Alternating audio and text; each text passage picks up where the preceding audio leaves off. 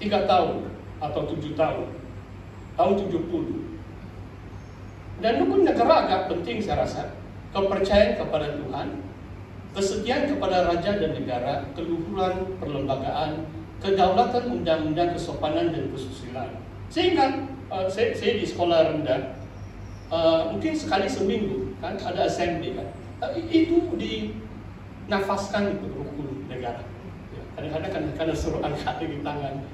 Saya pernah jadi ketua pengawas darjah 6, saya ingat tuh, kadang-kadang saya yang pimpin melafazkan itu rukun negara musim sekolah rendah lagi disanakan. Tapi saya mau kamu perhatikan saudara, nomor 3 dan nomor 4.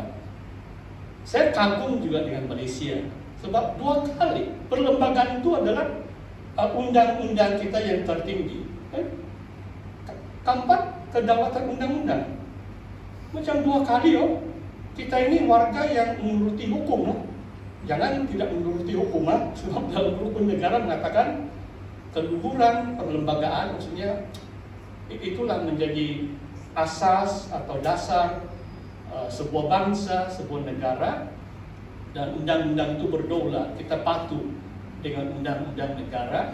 Dan yang kelima itu adalah kesopanan, kesusilaan.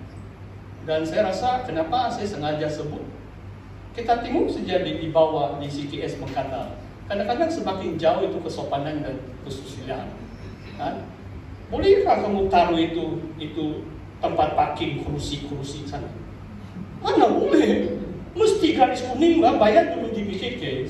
Saya pernah ambil saja kursi, tapi 1 kali saya buat, saya takut kali kedua saya kena tumbuk kan? Kalau orang tidak sopan, tidak bersusila, susah juga. Sebab saya tahu peraturan dia. Saya beritahu kalau kamu mau booking itu petak, kamu pergi di BKK, dan kemudian ada cara itu kamu punya parking, tapi bayar dengan kerajaan negeri lah, dengan di BKK. Kalau itu motorbike mau parking tidak boleh, ini parking kereta. Ada khas kan motorbike. Jadi sekarang penuh itu motorbike sini sana parking. Haleluya. Bawa mereka di gereja supaya diajar kesopanan dan kesusilaan. Haleluya. Saudara. Ya, seterusnya ini 2 dokumen perlembagaan Persekutuan Malaysia, sangat tebal itu, 183 perkara. Dan Negeri Sabah juga ada perlembagaan Negeri Sabah, ada 89 artikel. Okay? Jadi kedua ini adalah undang-undang tertinggi, khususnya di Negeri Sabah lah. Kita di bawah perlembagaan Persekutuan Malaysia. Dan ini undang-undang semua itu.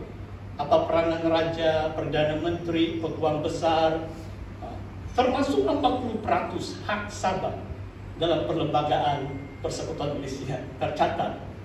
Cuma 61 tahun sudah masih berjuang untuk itu kan. Baru karena umum ditambahi 300 juta. Harap itu lubang-lubang jalan raya karena uruslah itu. Ada 300 juta lebihan, kita perlu berdoa. Saudara, ya sistem pemerintahan dan pentadbiran Malaysia. Sebab kita ini jajahan British. British ini disebut Westminster Parliamentary Democracy. Kita sama saja dengan British. Sebab syukur juga kita menuruti sistem yang diperturunkan oleh kerajaan British waktu itu, sangat baik. Kalau mereka biasanya mereka katakan 3 cabang. Kenapa saya tambah 1? Sebab ada keunikan Malaysia. Raja di Malaysia agak berkuasa juga. Walaupun masih disebut raja berperlembagaan, maksudnya raja atau sultan tidak boleh buat sesuka hati, ikut saja itu lunas atau landasan peruntukan atau perkara di dalam perlembagaan. Semua sudah tulis. Termasuk majlis raja-raja apa kuasa mereka, agung apa kuasa dia, semua ada dalam tebal itu. 200 lebih muka surat itu persekutuan perlembagaan. Yang kedua, parlimen. Parlimen ada tiga cabang dia. Agung, sebab dia yang merasmi, dia yang menandatangan. Bila undang-undang itu diluluskan oleh Dewan Rakyat, kemudian sampai Dewan Negara, bila kedua-dua dewan sudah lulus, agung yang di Pertuan Agung akan tanda tangan. Setiausaha Kerajaan Malaysia akan gazette, tanda tangan. Itu sudah jadi undang-undang. Itu proses menggubal atau penggubalan undang-undang. Itu fungsi. Kalau di Malaysia itu memang Dewan Rakyat yang berkuasa. Itulah orang berebut jadi wakil rakyat. Ini ahli parlimen. 222. Mungkin saya kenal 2-3 orang lah itu. Saya kenal yang di Ranau, saya kenal juga yang di mana Pensiangan gitu. Saya ketemu, saya pernah cerita mereka, tapi saya tidak begitu kenal. Oh ya, ada juga beberapa yang lain, termasuk Semenanjung. Saya kenal juga, sebab pernah dengar ucapan mereka, sekurang-kurangnya pernah sharing lah. Tapi bukan saya bangga dengan itu. Dengan maksudnya adalah kita harus doakan sebab mereka lah yang berkuasa meluluskan setiap rang undang-undang dan kita patuhi. Bila diluluskan, itulah namanya kedaulatan undang-undang. Ketiga, ini sistem kerajaan pentadbiran negara kita. Sebenarnya ini yang paling penting, eksekutif. Jemaah kabinet. Jangan kamu sebut kabinet, itu almari itu. Dengar ini baik-baik. Kabinet sudah jamak. Kadang-kadang saya dengar orang cakap, sebab mungkin mereka bukan tahu sangat banget. Kabinet itu plural, maksudnya kabinet itu terdiri dari menteri-menteri lah semua. Yang dilantik oleh Agung atas cadangan Perdana Menteri, mereka duduk di kabinet satu. Diketuai oleh Perdana Menteri, mereka melaksanakan, menguatkuasakan dasar-dasar kerajaan negara, mengurus ekonomi, berlandaskan pelembagaan dan undang-undang yang sedia ada. Itulah peranan eksekutif. Kalau kamu tanya saya, siapa yang paling berkuasa? Kalau secara dunia lah, memang Perdana Menteri. Sebab dia lah itu mengurusikan kabinet, setiap keputusan bagaimana itu memang dari Perdana Menteri. Sangat berkuasa dalam sistem demokrasi berparlimen di negara kita. Okay. Yang keempat, kehakiman.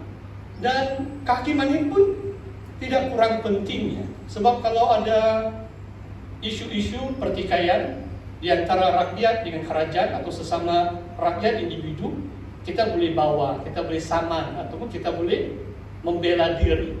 Dalam perlembagaan mengatakan tidak ada seorang pun warga Malaysia atau seorang pun penduduk di Malaysia boleh ditahan atau dipenjarakan kecuali melalui undang-undang. Maksudnya mahkamah yang memutuskan. Itu polis menyiasat peguam negara yang katakan okey, kita mendakwa dia, dibawa bicara, dibawa hakim. Dan ini cuma Mahkamah Tinggi. Mahkamah Tinggi ada 3. Satu Mahkamah Tinggi, kedua Mahkamah Rayuan, dan yang paling tinggi Mahkamah Persekutuan. Itulah sebabnya case mantan Perdana Menteri Wan MDB mau 45 tahun baru selesai. Sebab kalah Mahkamah Tinggi, merayu lagi, ada 1-2 tahun merayu lagi kan. Tapi syukurlah itu, saya rasa ada keadilan juga di situ.